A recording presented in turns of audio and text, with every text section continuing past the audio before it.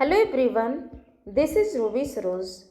Welcome to my new channel Learn with Ruby's Rose. Dear friends, कहते हैं कि पतझड़ हुए बिना पेड़ों पर नए पत्ते नहीं आते। कठिनाइयाँ और संघर्ष सहे बिना अच्छे दिन नहीं आते हैं। जी हाँ, अगर आपको भी सफलता प्राप्त करनी है तो लगातार अभ्यास करते रहना पड़ेगा। आइए आज मैं आपके बीच में लेकर आ गई हूँ विश्व का भूगोल, जिसमें हम पढ़ेंगे मृदा। कह रहे कि चट्टानों के विघटन तथा वियोजन से उत्पन्न ढीले एवं असंगठित भू पदार्थ, पेड़ पौधे, जीव जंतुओं के जीवाश्मों, जल तथा गैस के मिश्रण को मृदा कहा जाता है। मृदा के निर्माण में आधारित चट्टान, जलवायु एवं जैविक पदार्थों का महत्वपूर्ण स्थान होता है। मिट्टी का रंग, संरचना तथा उसमें उपस्थित खनिज उसके आधारित चट्टान पर निर्भर करते हैं। केंचुए मिट्टी के निर्माण एवं उसकी उत्पादकता तथा वृद्धि में विशेष योगदान देते हैं। इन्हें पारिस्थितिकीय तंत्र का इंजीनियर कहा जाता है। ये मिट्टी में छिद्रों का निर्माण करते हैं, जिनसे होकर जल एवं ऑक्सीजन अंदर तक पहुंचती है। कार्बन डाइऑक्साइड बाहर निकलती है। केंचुओं का मल मिट्टी की उत्पादकता के लिए महत्वपूर्ण होता है। ये मिट्टी को महीन कणों में परिवर्तित कर नरम बना देते हैं। ये अपघटक का कार्य करते हैं। मिट्टी में जंतुओं के यूरिया उत्सर्जन तथा साथ ही जीव वनस्पतियों की मृत्यु के बाद अपघटक द्वारा इनका अपघटन किया जाता है। इस प्रकार पेड़ पौधे इनसे पोषण प्राप्त करते हैं। इस तरह नाइट्रोजन चक्र की प्रक्रिया चलती रहती है। तो मृदा में नाइट्रोजन की मात्रा की पूर्ति होती रहती है। मृदा परिच्छेदिका में विभिन्न प्रकार के पदार्थ का लंबवत गतियों द्वारा स्थानांतरण होता है। इन गतियों में नंबर 1 अपवहन है, इसे अपक्षालन भी कहा जाता है। अपवहन है, इसे अपक्षालन भी कहा जाता है। इस क्रिया में ऊपरी संस्तर से पदार्थों का नीचे की ओर गमन होता है। विनिक्षेपण, दूसरा तीसरा केशिका क्रिया आदि महत्वपूर्ण है। जिस मिट्टी का रंध्र जितना छोटा होगा उसमें केशिका क्रिया उतनी ही प्रभावशाली होगी, तथा जिस मिट्टी का रंध्र जितना बड़ा होगा उसमें केशिका क्रिया उतनी ही कम प्रभावी होगी। केशिका क्रिया चिकनी मिट्टी में सर्वाधिक प्रभावशाली होती है, जबकि बलुई मिट्टी में न्यूनतम होती है। 4 मिट्टियों में केशिका क्रिया की प्रभावशीलता इस प्रकार है: चिकनी, दोमट, बलुई, दोमट, बलुई, चिकनी, दोमट, बलुई, दोमट और बलुई। पाटजोल मिट्टियाँ वनाच्छादित प्रदेशों की हल्के रंग वाली मिट्टियाँ हैं। पाटजोल मिट्टियाँ वनाच्छादित प्रदेशों की हल्के रंग वाली मिट्टियाँ हैं। यह मुख्यतः शीत समशीतोष्ण जलवायु में पाई जाती है। चरनोजम मिट्टियाँ वन घास क्षेत्रों एवं अवतार क्षेत्रों की मिट्टियाँ हैं।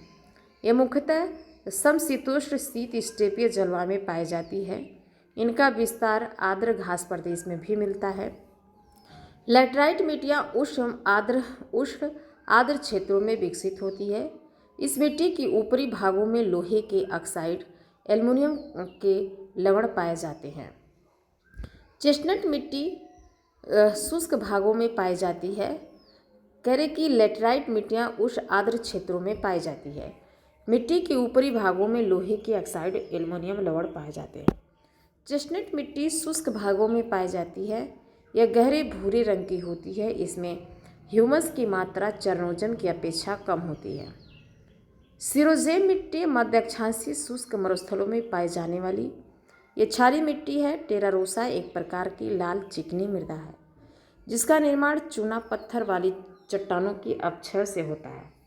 प्रेरीय मिट्टी शीतोष्ण आर्द्र प्रदेशों में लंबी घास भूमियों की यह मिट्टी चरनोजम और धूसर बादामी पाटजोल के मिश्रित गुणों वाली मृदा है। मृदा संरक्षण का अर्थ केवल मृदा अपरदन को नियंत्रित करना ही नहीं होता, बल्कि इसका उद्देश्य भूमि की उच्च स्तरीय उर्वरता को बनाए रखना भी होता है। सामान्य अर्थों में भूमि उपयोग में सुधार ही मृदा संरक्षण कहलाता है। मृदा अपरदन एक ऐसी प्रक्रिया है जिसके द्वारा मृदा के उपजाऊ तत्व अपरदित होकर अन्य स्थानों पर चले जाते हैं। भू संरक्षण की परिरेखा बंधन विधि का प्रयोग पहाड़ी ढलान क्षेत्रों में किया जाता है। वर्षा के दौरान यह पानी के बहाव को धीमा करके मृदा के अपरदन को रोकता है। इसके तहत पहाड़ी ढलानों पर मेड़बंदी करके खेती की जाती है, जिससे बारिश का पानी धीरे से नीचे जाता है और मृदा का कटाव कम होता है। वर्ष भर मूसलाधार वर्षा से विश्व के उष्णकटिबंधीय वर्षावन प्रदेश मृदा विच्छालन की समस्या से जूझ रहे हैं।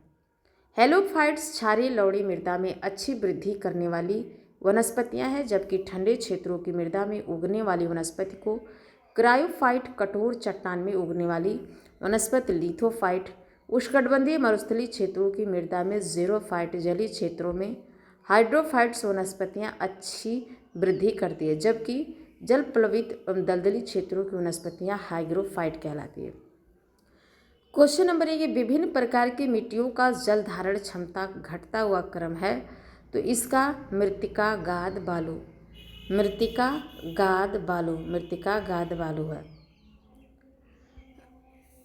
क्वेश्चन नंबर 2 है, किस मिट्टी में केशिका या कैपिलरी सबसे अधिक प्रभावशाली होती है, तो चिकनी मिट्टी। केशिका क्रिया चिकनी मिट्टी में सर्वाधिक प्रभावशाली होती है, जबकि बलुई मिट्टी में न्यूनतम होती है। क्वेश्चन नंबर 3, मृदा संरक्षण वह प्रक्रम है जिसमें मृदा को नुकसान से सुरक्षित किया जाता है।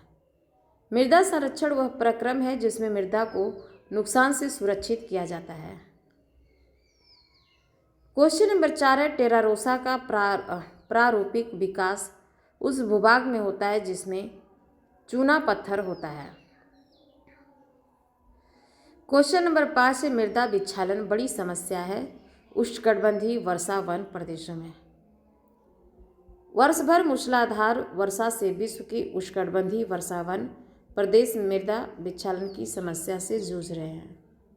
क्वेश्चन नंबर 6, हेलोफाइट अच्छी वृद्धि करते हैं क्षारीय मिट्टी में। हेलोफाइट अच्छी वृद्धि करती है क्षारीय मिट्टी में।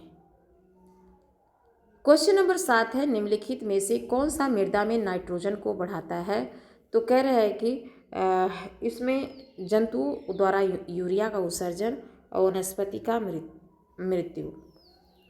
जंतुओं के यूरिया उत्सर्जन साथ ही जीव वनस्पतियों की मृत्यु के बाद अपघटकों द्वारा इनका अपघटन किया जाता है। इस प्रकार पेड़ पौधे इनसे पोषण प्राप्त करते हैं। इस तरह नाइट्रोजन चक्र की प्रक्रिया चलती रहती है तथा मृदा में नाइट्रोजन की मात्रा की पूर्ति होती रहती है।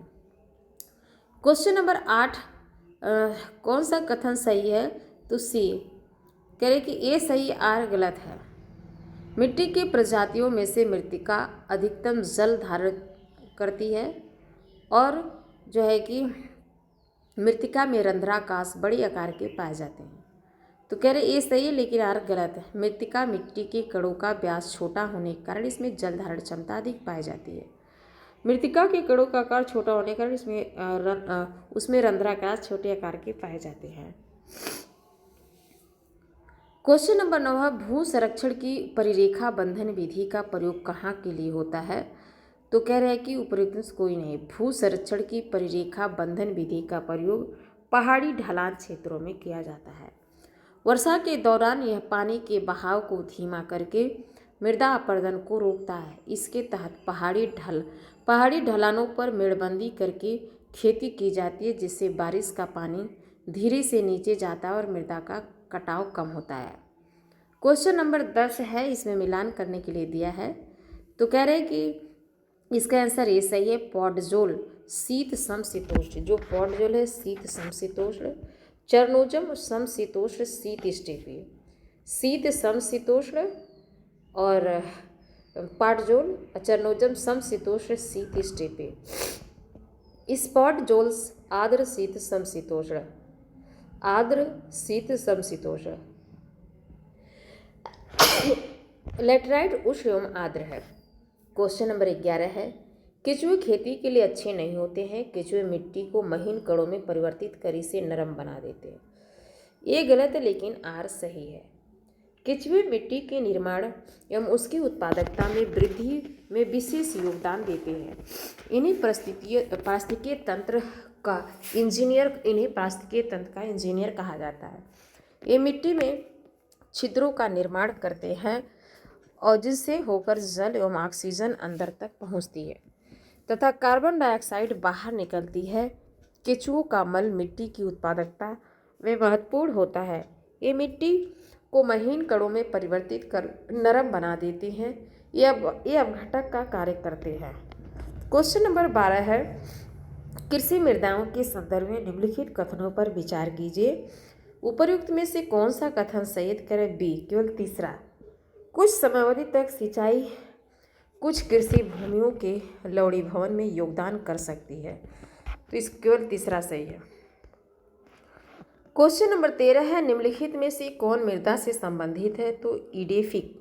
मृदा की संरचना उसके घटकों को इडेफिक कहा जाता है। यह ग्रीक शब्द इडोफास से बना है। मृदा की संरचना कह रहा है कि मृदा की संरचना एवं उसके घटकों को इडेफिक कहा जाता है।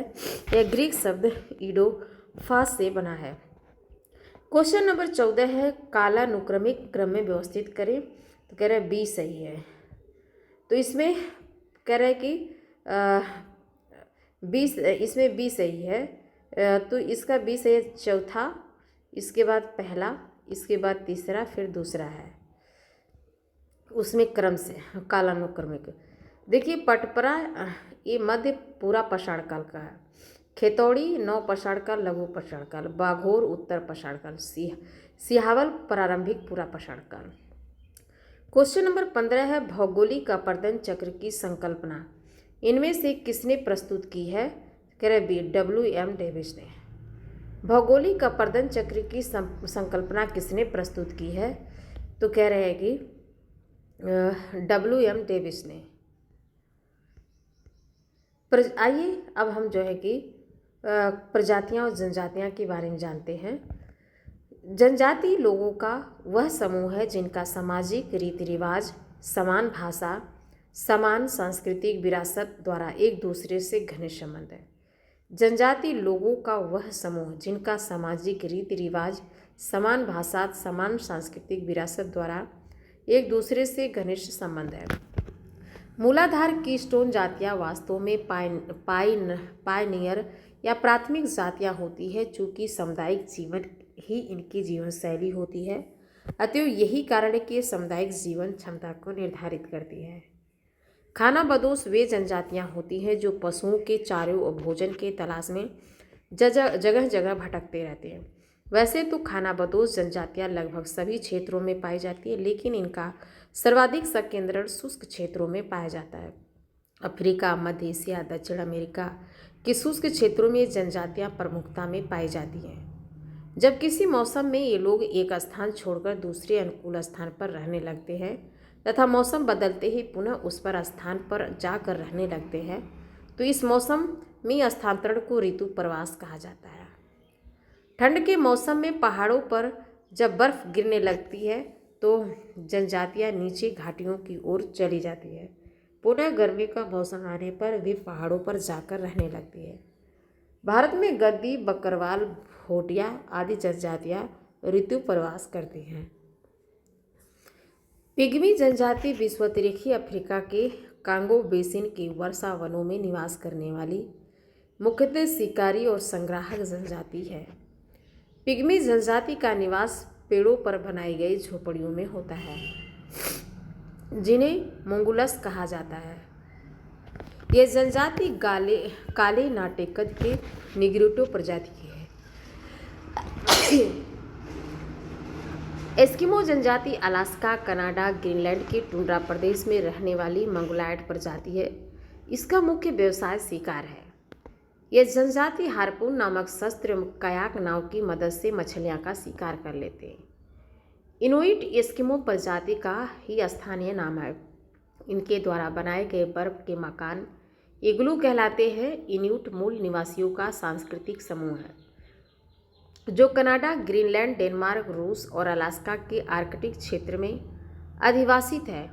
मसाई जनजाति के लोग पूर्वी अफ्रीका के केन्या, उत्तरी तंजानिया, पूर्वी उगांडा के पठारी प्रदेशों में रहते हैं। ये घुमक्कड़ पशुचारक रूप में अपना जीवन निर्वाह करते हैं। इनकी अर्थव्यवस्था का मुख्य आधार पशुपालन है। मसाई जनजाति झोपड़ियों में रहते हैं जिन्हें क्रॉल कहा जाता है। जो मसाई जनजाति है, मसाई जनजाति झोपड़ियों में रहते हैं जिन्हें क्रॉल कहते हैं, जिन्हें क्रॉल कहा जाता है। मसाई जनजाति के लोग पूर्वी अफ्रीका, केन्या, उत्तरी तंजानिया, युगांडा के पठारी प्रदेशों में रहते हैं। घुमक्कड़ पशुचारक रूप में अपना जीवन निर्वाह करते हैं। इनकी अर्थव्यवस्था का मुख्य आधार पशुपालन है। मसाई जनजाति झोपड़ियों में रहते हैं जिन्हें क्राल कहा जाता है। बुशमैन जनजाति कालाहारी मरुस्थली क्षेत्र में दक्षिण Africa, Zimbabwe, Eswatini, Botswana, Namibia आदि में पाए जाते हैं। बुशमैन का मुख्य व्यवसाय आखेट व जंगली वनस्पति संग्रह करना है। ये लोग सर्वभक्षी होते हैं। दीमक को बुशमैन का चावल कहते हैं। जुलू दक्षिण अफ्रीका में निवास करने वाली जनजाति है। ये अपनी संस्कृति और परंपराओं के लिए विशेष रूप से जाने जाते हैं। जुलू कबीलों और अंग्रेजों के मध्य 1879 ईस्वी में इसांडलवाना का युद्ध लड़ा गया था। ये मूलतः खाद्यान्न उत्पादक, कृषक व पशुपालक होते हैं। सेमांग मलेशिया के मलय प्रायद्वीप में निवास करने वाली जनजाति है। ये निग्रोडो प्रजाति के अंतर्गत आते हैं। इनका जीवन वनों के उपज और आखेट पर निर्भर करता है। सकाई जनजाति मलय प्रायद्वीप व मलेशिया के वनों में व इंडोनेशिया में निवास करने वाली जनजाति है। सकाई जनजाति आखेट के लिए फूंक नली का प्रयोग करते हैं। पपुआन या पपुआ न्यू गिनी प्रशांत महासागर में निवास करने वाली जनजाति है। ये जनजाति पशुपालन कृषि भी करती है। पपुआन खूंखार प्रवृत्ति के एवं अंधविश्वासी लोग होते हैं। सामी जनजाति लैप्स जनजातियाँ प्रमुख रूप से उत्तरी नॉर्वे, स्वीडन, फिनलैंड, रूस के कोला प्रायद्वीप में पाए जाते हैं। इस क्षेत्र के फेनो स्कैंडिनेविया प्रदेश के रूप में जाना जाता है। बद्दू अरब के मरुस्थल में मुख्यतः सऊदी अरब क्षेत्र के उत्तरी भाग में निवास करने वाली जनजाति है। एक कबीले के रूप में चलवासी जीवन व्यतीत करने वाली जाति है। इनका संबंध आर्मीनाइट एवं भूमध्यसागरीय काकीसाइड प्रजाति के हैं। बोरा जनजाति पश्चिमी Amazon basin, Brazil, Peru, Colombia के सीमांत क्षेत्रों में निवास करती है। ये जनजाति आदिम कृषक के रूप में जीवन यापन करते हैं। ये लड़ाकू एवं निर्दयी स्वभाव के होते हैं। किर्गिज जनजाति मध्य एशिया में किर्गिस्तान में पामीर पठार और तियनसान पर्वतमाला के क्षेत्रों में निवास करते हैं। किर्गिज जनजाति ऋतु प्रवास करने वाले पशुचारक चलवासी होते हैं। ये लोग अस्थायी निवास के लिए गोलाकार तंबू का प्रयोग करते हैं, जिसे यूर्त कहते हैं। यूपिक जनजाति पूर्वी रूस और पश्चिमी अलास्का क्षेत्रों में निवास करते हैं। यह जनजाति स्लेज कुत्तों द्वारा खींची जाने वाली गाड़ी का प्रयोग करते हैं। यूकागिर जनजाति उत्तर पूर्वी साइबेरिया के बरखोयांश और ईस्टर्न वाय पर्वत के मध्य रहने वाले मंगोलायड प्रजाति है। माया जनजाति मध्य अमेरिका के मैक्सिको, ग्वाटेमाला और होंडुरस में निवास करती है। माओरी जनजाति मुख्यतः न्यूजीलैंड के पोलिनेशिया आदिवासी हैं। इनका प्रमुख व्यवसाय कृषि वन संसाधन है। विश्व की अन्य जनजातियों में फुलानी जनजाति का निवास स्थान, पश्चिमी अफ्रीका बंतू जनजाति का निवास स्थान, पूर्वी मध्य और दक्षिणी अफ्रीका नुहवा जनजाति का निवास तथा सूडान बेद्दा जनजाति का निवास, श्रीलंका बर्बर जनजाति का निवास स्थान है। मोरक्को सहित उत्तरी अफ्रीका एनु जनजाति का निवास स्थान, जापान तथा एटा जनजाति का निवास स्थान फिलीपींस है। भारत की प्रमुख जनजातियां उराव, गोंड, कोल, संथाल, भील, दक्षिण भारत की टोडा है। जिप्सी लोगों का मूल निवास स्थान भारत था। जिप्सी लोगों की उत्पत्ति भारत की डोम जाति से मानी जाती है। पृथ्वी के तल पर प्रथम पक्षी आर्कियोप्टेरिक्स का प्रादुर्भाव लगभग 150 मिलियन वर्ष माना जाता है। अफ्रीका महाद्वीप को मानव जाति का जन्मस्थल कहा जाता है। वर्तमान विश्व में काकी सियाई प्रजाति की गणना एक बड़ी प्रजाति के रूप में की जाती है। इस प्रजाति के बाल सीधे घुंघराले, आँखों का रंग गहरा नीला से भूरा तथा कपाल सूचकांक 80 से अधिक पाया जाता है। हाबेल तथा इलियट स्मिथ ने इसे 3 वर्गों में विभाजित किया है, जिसका नाम नार्डिक अल्पाइन भूमध्यसागरीय है। इस प्रजाति की संख्या विश्व में सर्वाधिक है। मंगोलायड प्रजाति का मुख्य विस्तार मध्य पूर्वी एशिया है। ये पीले भूरे रंग के होते हैं, लघु कपालिक होते हैं। निग्रोइड प्रजाति के लोग काले भूरे कत्थई रंग के होते हैं। इनका मूल स्थान अफ्रीका महाद्वीप है। मानव प्रजाति में सबसे नवीनतम क्रो-मैग्नन मानव को समझा जाता है। इसका अस्तित्व वर्तमान आधुनिक मानव होमो सेपियंस से ठीक पहले तक था। 1868 में फ्रांस के डोरडोन क्षेत्र में प्रथम बार इसके अवशेषों की प्राप्ति हुई। आज से 40,000 से 10,000 वर्ष पूर्व इनका अस्तित्व माना जाता है। Pygmy जनजातियां Congo basin, Eskimo, इन्यूट, Alaska, Canada, Greenland, Masai पूर्वी अफ्रीका, बुशमैन कालाहारी मरुस्थल, जुलू दक्षिण अफ्रीका, सेमांग मलेशिया, सकाई मलय प्रायद्वीप, पपुआ न्यू गिनी, बद्दू अरब मरुस्थलीय क्षेत्र, बोरा अरब मरुस्थलीय क्षेत्र और बद्दू अरब मरुस्थलीय क्षेत्र बोरा। जो बोरा है Amazon basin, Brazil, Peru, Colombia. Bora Amazon basin, Brazil, Peru, Colombia. Kyrgyz मध्य एशिया, यूका गिर उत्तर पूर्वी साइबेरिया, माया मध्य अमेरिका, माओरी न्यूजीलैंड, फुलानी पश्चिमी अफ्रीका, बंतू पूर्वी मध्य दक्षिण Africa, Vedda Sri Lanka, Ainu Japan, Berber Morocco, Algeria, Tunisia, नोवा सूडान, बोरो ब्राज़ील। क्वेश्चन नंबर 1 है, खानाबदोश जनजाति के लोग सर्वाधिक किस क्षेत्र में पाए जाते हैं? तो शुष्क क्षेत्र में पाए जाते हैं। ऋतु प्रवास शब्द किसके लिए उपयोग होता है? तो खानाबदोशों का स्थानांतरण होता है। जब किसी मौसम में लोग एक स्थान छोड़कर दूसरे अनुकूल स्थान पर रहने लगते हैं तथा मौसम बदलते ही पुनः उस स्थान पर जाकर रहने लगते हैं तो इसी मौसमी स्थानांतरण को ऋतु प्रवास कहा जाता है। क्वेश्चन नंबर 3 है, कौन सा नवीनतम समझा जाता है? तो क्रो-मैग्नन मानव नवीनतम समझा जाता है। क्रो-मैग्नन मानव नवीनतम समझा जाता है। मानव प्रजातियों में सबसे नवीनतम क्रो-मैग्नन मानव को समझा जाता है। इसका अस्तित्व वर्तमान आधुनिक मानव होमो सेपियंस से ठीक पहले तक था। 1868 ईस्वी में फ्रांस के डोरडान क्षेत्र में प्रथम बार इसके अवशेषों की प्राप्ति हुई। आज से 40,000 से 10,000 वर्ष पूर्व तक इसका अस्तित्व में माना जाता है। क्वेश्चन नंबर 4 है, पृथ्वी के तल पर प्रथम पक्षी का प्रादुर्भाव कब हुआ माना जाता है? तो कह रहा है कि 15 करोड़ वर्ष पूर्व। क्वेश्चन नंबर 5 है, कौन सा महाद्वीप मानव जाति का जन्मस्थल कहा जाता है? तो अफ्रीका। अफ्रीका महाद्वीप को मानव जाति का जन्मस्थल कहा जाता है। क्वेश्चन नंबर 6 है, किस प्रजाति के सदस्यों की संख्या सर्वाधिक है? तो काकेसियाई। वर्तमान विश्व में काकेसियाई प्रजाति की गणना एक बृहद प्रजाति के रूपों में की जाती है। इस प्रजाति की संख्या विश्व में सर्वाधिक है। मिलान करने के लिए दिया तो इसका आंसर डी सही है। यहूदी इजराइल, टेडा लीबिया, बेजा मिस्र, लूर ईरान।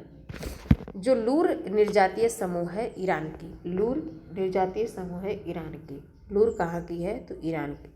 बेजा मिस्र की, लूर ईरान की, बेजा मिस्र के, टेडा जो है कि लीबिया की, यहूदी इजराइल की। यहूदी इजराइल की, टेडा लीबिया, बेजा मिस्र, लूर ईरान। क्वेश्चन नंबर 8 है, जिप्सी लोगों का मूल स्थान था भारत। क्वेश्चन नंबर 9 है, अफ्रीका की मूलभूत जनजाति पिग्मी किस नदी घाटी में पाई जाती है? तो कांगो। पिग्मी जनजाति विषुवतरेखीय अफ्रीका के कांगो बेसिन की वर्षावनों में रहने वाली जनजाति है। ये शिकारी जनजाति है। पिग्मी जनजाति का निवास पेड़ों पर बनाई गई झोपड़ियों में होता है, जिन्हें मोंगुलस कहा जाता है। क्वेश्चन नंबर 10 है, पिग्मी निवासी है अफ्रीका के। क्वेश्चन नंबर 11 है, किस प्रदेश में पिग्मी पाए जाते हैं? तो विषुवतरेखीय वन। क्वेश्चन नंबर 12 है, घरों के 4 प्रतिरूप दिए हैं, इनमें से कौन सा प्रतिरूप पिग्मियों का घर है? तो कह रहे हैं कि ए। चूंकि पिग्मी जनजाति के लोग वृक्षों पर अपने घरों का निर्माण करते हैं तो ये सही है। क्वेश्चन नंबर 13 है, निम्नलिखित में से कौन घुमक्कड़ नहीं है? तो पिग्मी। अफ्रीका के कांगो बेसिन में निवास करने वाले पिग्मी जनजाति समांतर घुमक्कड़ नहीं है। ये मुख्यतः शिकारियों, खाद्य संग्राहक हैं और दी गई जनजातियों में घुमंतु जीवन व्यतीत करते हैं। तो ये पिग्मी है। कौन घुमक्कड़ नहीं? तो पिग्मी। ये एक अफ्रीका कांगो बेसिन में निवास करने वाले पिग्मी जनजाति घुमक्कड़ नहीं है। ये शिकारी और खाद्य संग्राहक है पिग्मी। क्वेश्चन नंबर 14 है, कौन सुमेलित है? तो कह रहे ए। एस्किमो उत्तरी ध्रुवी के चारों ओर निवास करने वाली जाति है जो अलास्का, कनाडा और ग्रीनलैंड और उत्तरी रूस में निवास करती है। उराव भारत में अधिवासित जनजाति है। जो उराव है भारत में अधिवासित जनजाति है। लैप्स यूरोपीय टुंड्रा क्षेत्र में निवास करते हैं। उराव भारत में अधिवासित जनजाति है। लैप्स यूरोपीय टुंड्रा क्षेत्र में निवास करते हैं। गोंड भारत में निवास करने वाली जनजाति है। उराव भारत में अधिवासित जनजाति है। लैप्स यूरोपीय टुंड्रा क्षेत्र में निवास करते हैं। लैप्स यूरोपीय टुंड्रा क्षेत्र में निवास करते हैं। गोंड भारत में निवास करने वाली जनजाति है। क्वेश्चन नंबर 15 है, निम्नलिखित में से कौन सही सुमेलित है? तो कह रहे डी, बुशमैन कालाहारी। एस्किमो उच्च अक्षांशीय बर्फीली क्षेत्रों कनाडा, अलास्का, ग्रीनलैंड में पाए जाते हैं। पिग्मी मुख्यतः मध्य अफ्रीकी क्षेत्रों, बुंदू पश्चिमी अफ्रीकी क्षेत्रों में, जबकि बुशमैन कालाहारी मरुस्थलीय क्षेत्र में पाए जाते हैं। पिग्मी मध्य अफ्रीकी क्षेत्रों में, बुंदू पश्चिमी अफ्रीकी क्षेत्रों में, बुशमैन कालाहारी मरुस्थलीय क्षेत्रों में। क्वेश्चन नंबर 16 है, मिलान करने के लिए दिया है तो इसका आंसर सी है। एस्किमो जनजाति कनाडा, ग्रीनलैंड के टुंड्रा प्रदेश, मसाई जनजाति केन्या, बद्दू जनजाति सऊदी अरब, बुशमैन कालाहारी मरुस्थल बोत्सवाना, नामीबिया, दक्षिण अफ्रीका के कुछ भागों में पाई जाती है। एस्किमो निवासी है कनाडा के और मिलान करने के लिए दिया है सी सही है। किर्गिज मध्य एशिया, बुशमैन कालाहारी एनु जापान, बद्दू अरब। किर्गिज मध्य एशिया, बुशमैन कालाहारी एनु जापान, बद्दू अरब। क्वेश्चन नंबर 19 है, मिलान करने के लिए दिया है कयाक शिकार हेतु संकरी नाव है। शिकार हेतु संकरी नाव है कयाक। इन्यूट बर्फ का मकान है। यूनियाक परिवहन हेतु नाव है। स्लेज कुत्तों द्वारा खींची जाने वाली गाड़ी है। जो कयाक है वो शिकार हेतु संकरी नाव है। शिकार हेतु संकरी नाव कयाक।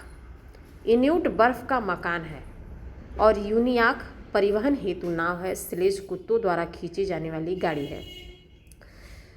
बर्फ के मकान को इग्लू कहलाते हैं। क्वेश्चन नंबर 20 मिलान करने के लिए दिया है बुशमैन नामीबिया, बद्दू Saudi Arab, Pygmy Congo, Maasai Kenya. Bushman Namibia, बद्दू Saudi Arab, Pygmy Congo, Maasai Kenya. Question number 21 Semang लोग कहाँ के घने उष्णकटिबंधीय वनों में रहते हैं? तो मलेशिया। सेमांग मलेशिया के मलय प्रायद्वीप में निवास करने वाली जनजाति है। ये निग्रिटो प्रजाति के अंतर्गत आती है। क्वेश्चन नंबर 22 है, निम्नलिखित युगों में से कौन एक सुमेलित नहीं है? तो सी। सेमांग इंडोनेशिया की नहीं बल्कि मलेशिया की जनजाति है। जनजाति उनके देश से सुमेलित है। जो बर्बर है वो मोरक्को जनजाति, मोरक्को के। इन्यूट कनाडा के। सेमांग मलेशिया के। बेद्या श्रीलंका के। जुलू एक जाति है जिसका संबंध दक्षिण अफ्रीका से है। निम्नलिखित में से किसका सुमेल नहीं है? Ainu Japan, Maasai Kenya, Bushman दक्षिण Africa, Papua New Guinea. B सुमेलित नहीं माना जा सकता है, अतः बी सही उत्तर हो सकता है। क्वेश्चन नंबर 25 है, विश्व के किस क्षेत्र में आप बुशमैन से संबंध करेंगे? तो कालाहारी। क्वेश्चन नंबर 26 है, निम्नलिखित कौन से एक सही सुमेलित का? डी। बुशमैन जनजाति कालाहारी मरुस्थल क्षेत्र में दक्षिण अफ्रीका और अंगोला, बोत्सवाना, नामीबिया आदि में पाया जाता है।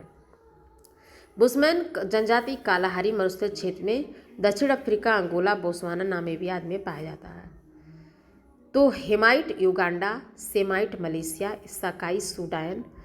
हेमाइट Uganda, Semite Malaysia, Semite Malaysia और साकाई सूडान। निम्नलिखित में से कौन से एक सही सुमेलित नहीं है? तो बी सही सुमेलित नहीं है। मध्य पूर्वी यूरोप, अल्पाइन, पश्चिमी मध्य Asia, Congo basin pygmy, Kalahari Bushman, Scandinavia Nordic, दक्षिण पूर्वी एशिया निग्रिटो। क्वेश्चन नंबर 28 है, निम्नलिखित में से कौन सुमेलित नहीं है? तो बी सुमेलित नहीं है। मसाई जनजाति के लोग पश्चिमी अफ्रीका में नहीं बल्कि पूर्वी अफ्रीका के केन्या, उत्तरी तंजानिया तथा पूर्वी उगांडा के पठारी प्रदेशों में रहते हैं। खिरगिज मध्य एशिया, रेड इंडियंस उत्तरी अमेरिका, एस्किमो ग्रीनलैंड और मसाई जो है मसाई कहाँ पे? पूर्वी अफ्रीका के केन्या। क्वेश्चन नंबर 29 है, निम्नलिखित युग्मों में से कौन सुमेलित नहीं है? तो बी माओरी न्यूजीलैंड है। मसाई जो है कि केन्या और उत्तरी तंजानिया में पाई जाती है।